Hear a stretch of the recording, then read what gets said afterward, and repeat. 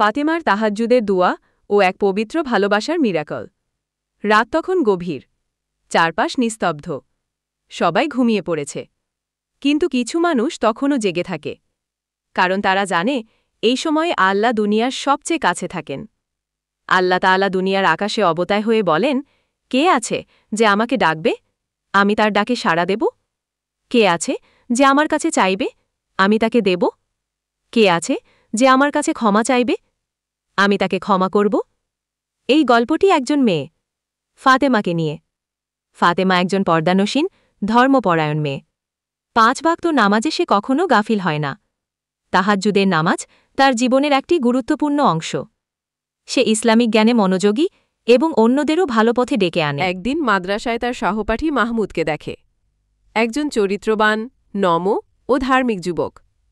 তার হৃদয় ভালোবাসার অনুভব জন্ম নেয়, কিন্তু সে জানে গোপন প্রেম হারাম। তাই সে কারো সাথে কিছু শেয়ার না করে আল্লাহর দিকে ফিরে যায়। প্রতি রাত তাহাজ্জুদের নামাজ পড়ে সে দোয়া করতে থাকে, হে আল্লাহ, যদি তুমি মাহমুদকে আমার কপালে রেখেছ, তাহলে তাকে আমার জন্য হালাল করে দাও, আর যদি না রেখেছ, তাহলে আমার হৃদয় থেকে এই অনুভূতিগুলো মুছে দাও। কিছুদিন পর ফাতেমা জানতে পারে মাহমুদের বিয়ে অন্য কোথাও ঠিক হয়েছে। এই সংবাদে সে ভেঙে পড়ে, কিন্তু সে জানে আল্লাহর উপর ভরসা ছাড়া কোনো রাস্তা নেই। তাহাজ্জুদের সিজদায় সে কান্না করতে থাকে, আল্লাহর কাছে দোয়া করে যেন তিনি তার হৃদয়কে শক্ত রাখেন। এদিকে ফাতেমার পরিবারও তার বিয়ের কথা তোলে। সে দ্বিধায় পড়ে যায়, পরিবারের কথা রাখবে নাকি হৃদয়ের কথা শুনবে, সে বুঝে উঠতে পারে না।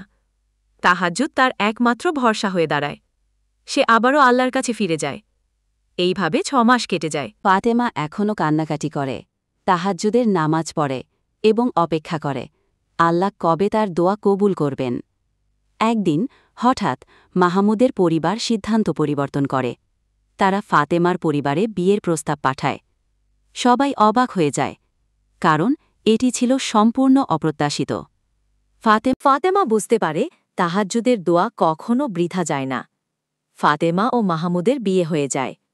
তারা দুজনে মিলে ইসলামের পথে এক সুন্দর জীবন শুরু করে।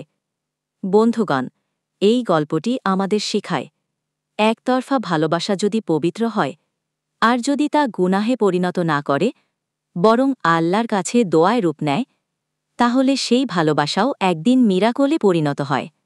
ভরসা করো আল্লাহর উপর, তাহাজ্জুদের নামাজে দাঁড়াও, কারণ সেই সিদ্ধা হয়তো তোমার ভাগ্য বদলে দিতে পারে।